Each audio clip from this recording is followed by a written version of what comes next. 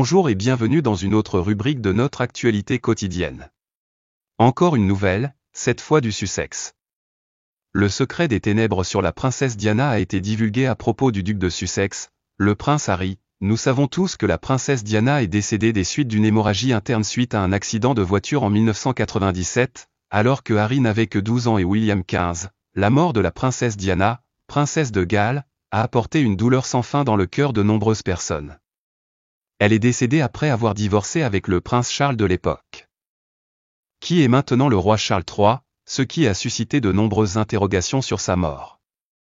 Était-ce juste une mort normale ou a-t-elle été assassinée? Les princes William et Harry n'étaient alors que de petits garçons et ne pouvaient pas vraiment ressentir l'impact de la mort de leur mère. Selon Harry, sa mère a été assassinée.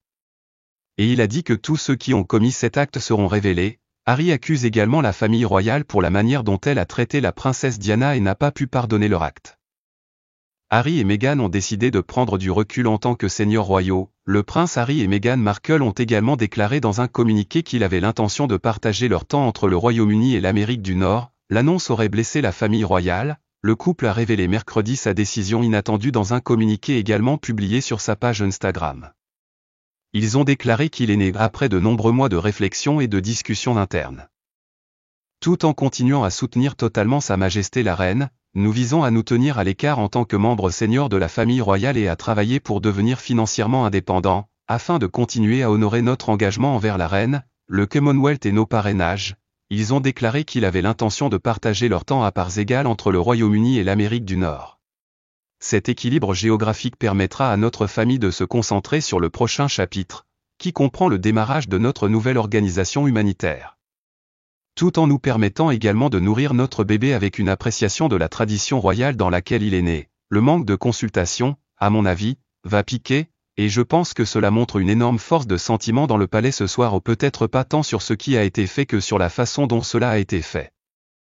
Il y a incontestablement une séparation importante entre Harry et Meghan et le reste de la famille royale. Harry, 35 ans, et Meghan, 38 ans, ont rendu visite au Haut-Commissariat du Canada à Londres mardi après leur retour au Royaume-Uni pour exprimer leur gratitude pour leur séjour et pour exprimer à quel point ils ont trouvé incroyable la gentillesse et la convivialité du pays. Meghan a fait remarquer que c'était un moment merveilleux pour profiter de la beauté du Canada pendant qu'elle était là-bas.